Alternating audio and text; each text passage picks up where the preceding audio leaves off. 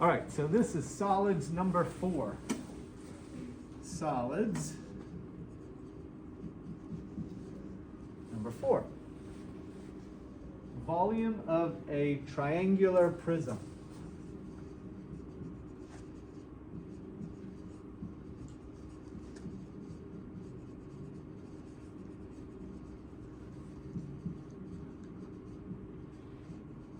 Volume of a triangular prism.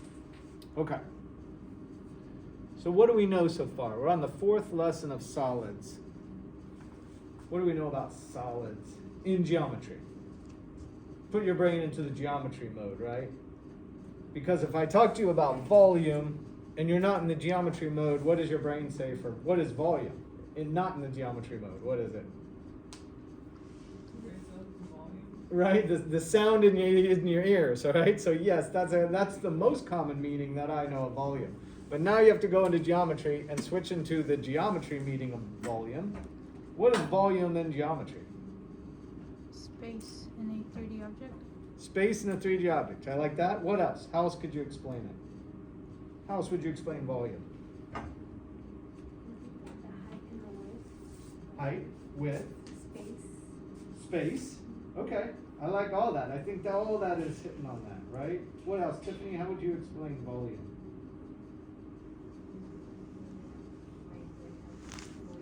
You can always say pass. You can always say pass. You got it. You still thinking of the do you know how they measure volume in your ears, the sound? Do you know what the unit of measure is? It's a decibel. You ever heard of so many decibels? I don't know if I'm saying it right. It sounds like I'm saying it wrong. I think it's got the word bell in it. B-E-L, not 2 L's, but B-E-L. And decibel is how loud it is. They measure the volume of sound in your ears by decibels. Decibels. Maybe that's the better way to say it. What's volume? Marisol, to you. In geometry. How would you describe it? I think volume is like the measurement of like length and width, height. Okay, 3 dimensions. Measurement of length, width, and height. That's fine. What do you think, Sophia? I just think of length, width, and height. Okay. So I think all that, but maybe a more practical, go back to the milk in your refrigerator, right? Most of us do have a gallon or a carton of milk or some kind of liquid in the refrigerator, whatever it is that we use at home. I guess it could be water or anything. Do you have one of those Brita pitchers with you fill them up from the tap and it's got a filter in it, right? Anybody have one of those on the counter? It's kind of an inexpensive way to get filtered water in your house, and you get them at Costco, and if you get them on sale, they're $20 for a Brita pitcher. I can't say it right. And then you just fill it up with water. Well, so when you take the milk from the jug in the fridge and you pour it into a cup, that amount, that's a volume. Right? I think that's where my brain goes mostly, because I think that's what, as I'm filling up, you ever fill up a bowl of cereal and you put the milk in? Right? And then do you cook? Some of you cook. And you have the measuring cup. And you could take the milk in the bowl, pour it into the measuring cup, and find out how many cups of liquid that is. Right? That's a volume in geometry. That's what it is. It's an amount of liquid or space. And then, so now switch to this lesson. So solids is talking about things that you can fill up with a volume, I guess. What's a triangle, right? And a prism, triangular prism. Does your brain start to link all this together? Volume of a triangular prism. So I don't know if I should spend too much more time rather than just draw one. Let's draw 2 of them here. I'm going to draw 2 here and then 2 here, I think. These will, and we'll show the formulas on this one, and we'll solve for numbers on these 2. So what is this shape here? Triangle. And I was thinking I should bring in a bag of Doritos for this, but we would eat them all before we did the experiment. That looks like a Dorito to me, right? Now, imagine you took Doritos out of the bag and it wasn't all the curled up ones, but the pretty much flat ones, and you started to stack them up. How high could you stack them? This high? Before they start to fall over or something? Right? It depends how flat they come in the bag. You can eat all the curled ones and then stack all the flat ones. But as you stack them up, that becomes a triangular prism. So Now if we take the triangle and we extrude it or pull it down, so let's pull this side down, let's pull this one down and connect it, and then this one here and connect that. And what we'd like is a horizontal hidden line back behind there. And I didn't do it that well. My triangle down here should look exactly like my triangle up there. This should actually be longer. More like that. A little better. My triangle should be the same on the top and bottom. Because you're taking the same triangle and stretching it down, right, into a solid. And that's a solid shape. It's got mass, right? Now you could also fill it if it was empty. You could fill it up with your milk and you'd fill it up to the top here. Oh, I know what I could do. I could make this not so extreme. I could go like this. There. Does that match my bottom triangle better? A little bit better. So let's take the height of this across like this. And let's take the height this way, like that. And now let's draw the slanted shape. What's the name of the slanted shape? Oblique. Oblique. Everybody say oblique. And I always said it was oblique, right? Because it's got the word K in it, right? So oblique, but oblique is the way we say it. So here's an oblique shape. The bottom is still flat, so it's going to have this, you know, this dashed line here and this triangle coming out this way, right? This one's going to have the flat across the top, but it's going to be slid over. So I'm sliding the top and the bottom over, and then I'm trying to draw, here's my triangle this way. I'm trying to go like this.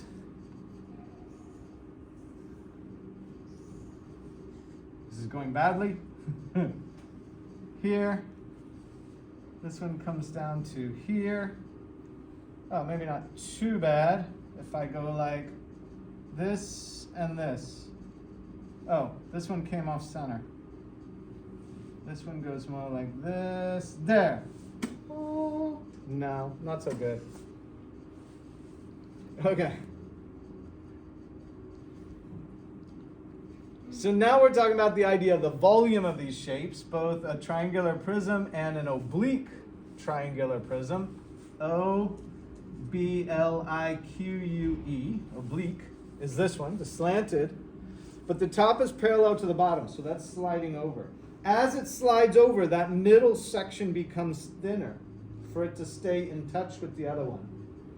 And therefore, the idea that these can both hold the same amount of volume might be more understandable in your brain. Once you stretch this over, it starts to get narrower here in the middle as it leans over. The top is staying flat and the bottom is staying flat or parallel to each other. And now let's go down through the idea of volume. So volume starts with an area. What's the area of a triangle? Do you remember that from way back when? So in here's area. So this is a two-dimensional shape. The Dorito's two-dimensional. Inside of the lines or the borders of the Dorito is an area. Do you remember how to calculate area of a Dorito? Remember that one? Space over 1/2. Or no. No, isn't it base? Space times base. Yeah, sure. Or is it base times 1? I don't remember. And I think it's good. So when, you know, I don't think humans should work in isolation. And so I think it's good you talk to each other, you ask each other, you start to say it. And as you hear other people, even if you're not talking, right, even if you're quiet, your brain starts to hear others. And I feel like our electrodes start to go off. What did you come up with? I don't remember if it was like base times 1/2 or base divided by 1/2. Nice. Tiffany kind of got it, and if you guys talked a little bit louder, here's the way it works. Here's how it's derived. I can derive this one for you. Derive means create in math. So what shape is this? Rectangle. Rectangle. Well, how do you calculate the area of a rectangle? Like times the width. Yep, and I'm going to use different terms, but the same dimensions, okay? One dimension by the other dimension. I'm going to do base times height. But length times width is the exact same thing. It's just a different name for the exact same dimensions, right? So good job on that. Don't worry about those names. Get the idea that it's two dimensions. Now, if you split this right in half, right, you go from corner to corner. Right? Are you ready? You got there before me? Because here's what I'm going to do. I'm going to go corner to corner and create this. What did I create here? Triangle. Triangle. And how much of the area of the rectangle is it? Half. Half. Exactly half. And it doesn't matter how you move this.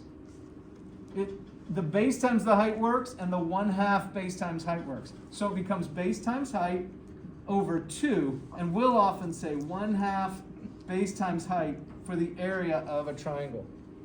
This would be the base in this case, and this distance from here to here would be the height of that triangle. So to find the volume, we take the area of this, 1/2 base times height, which is the area of the triangle on the end, and then we multiply it by the overall height of the shape. And it's going to be, in this case, the perpendicular height. See it here? What's this mean? It's 90 degrees. 90 degrees. What's another name for perpendicular height?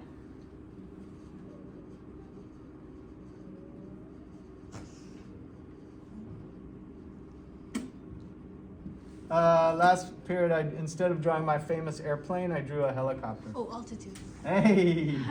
Okay, you beat me to it. Altitude, right? Everybody say altitude. Altitude. Because remember, if you're measuring, and this time I drew, here, watch, this is my best helicopter. It's one of those old Bell helicopters that they had used in the movie MASH. Ever see the movie MASH? It looks something like this. There. Wait, you need this. There. Does that look like a helicopter? Never mind. Sure. Nice, you're very kind. Okay, so when you measure the height of the helicopter, it's not me standing way over here looking at it. That's how far away I am from it. It's the person standing right under it, exactly under it, who looks straight up. They can do that in the cartoons where they tilt their head back and their eyeballs are looking like straight up at the thing, right? That's the altitude. That's how high it is off the ground. And that's important, of course, when you're flying, because you don't want to run into anything when you're flying. Interestingly enough, they'll often measure altitude based on sea level. So there could be mountains here, and then the sea level could be down here, because the sea level's lower, the level of the water. And so where you're measuring it from may have a height above sea level, and then the altitude above you could be a distance, right? And so sometimes they'll talk about altitude off of ground level or altitude off of sea level. It depends. You got to get it right if you're a pilot, because you want to know which one's which. Anyway, okay, so back to this. So we have the area of the triangle, 1/2 base times height, and then we're going to multiply that by the altitude or perpendicular height. Perp height. And so on one of these in the notes, they give us an example. They tell us that the base of the triangle is 10. The height, 10 centimeters. The height of the triangle is 5 centimeters. So this height here, this base here equals 10 centimeters. This height equals 5 centimeters. And the perpendicular height of the solid or prism is another 10 centimeters. So this is 10 centimeters here. So now we have 1/2 base, 10 centimeters, times the height of the triangle, 5 centimeters, and all of this is being multiplied by the height of the prism or solid of 10 more centimeters. So, you can do this several ways. You can multiply these through and divide by 2, or you can take 10 divided by 2 is 5.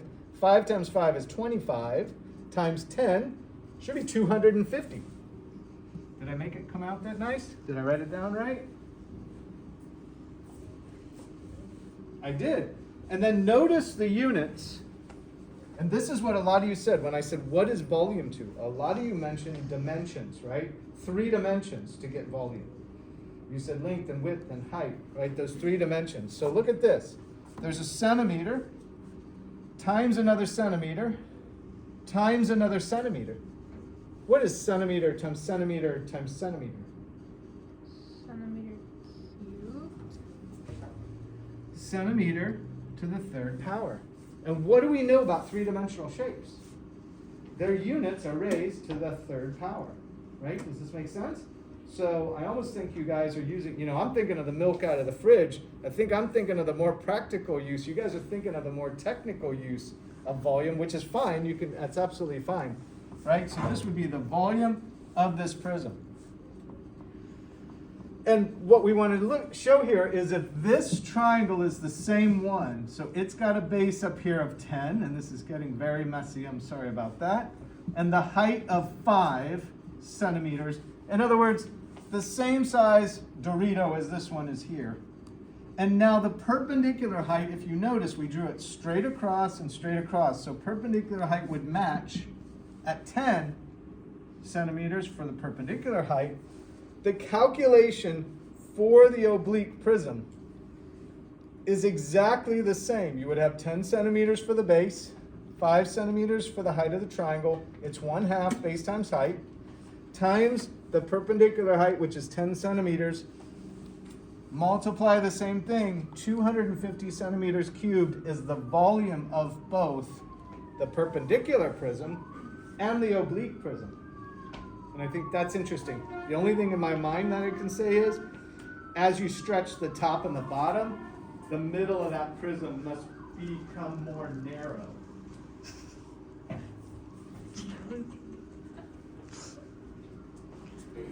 Sorry, I got distracted. So what you're kind of trying to prove to yourself, and I wish we could do it we should just bring in milk. Well, probably water would be better than milk to bring in. And have a couple of these that are perpendicular and a couple of these that are oblique, that are the same perpendicular height. Fill up one, take that, pour it into the other, and prove to ourselves that the same volume exists for both. That would be far more fun than what we're doing right now on the board. So let's see, 2 times 10, triangular prism, area of a triangle. There's this concept of slant length. See how this length here is longer? Yes. They use the terms in some books, not all, slant length. So yeah, the length of this slanted piece is longer than this piece. But the length of this one is going to be shorter, right? So, well, I guess they're both longer. They just have to narrow in the middle to reach further. I guess it's the easiest way to think of it. But this length is definitely longer than this height here, because this looks like a hypotenuse. It looks like an angled piece, while this looks like the leg of the triangle, and this looks like the leg of the right triangle. All right, so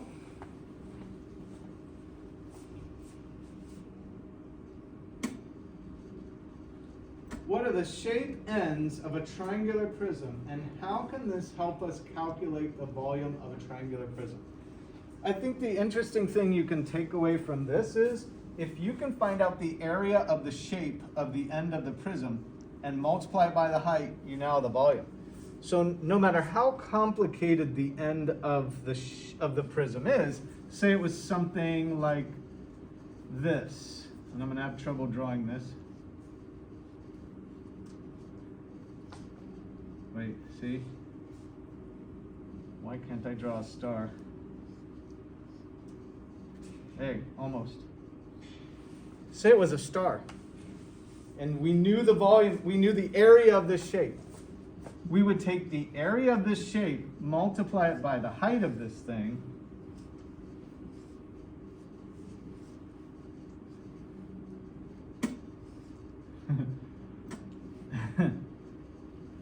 and we would have the volume of that prism. Area of the end piece times the height of the solid, and now we have the volume. Because area is a 2-dimensional already, multiplied by the 3rd dimension, and the volume emerges.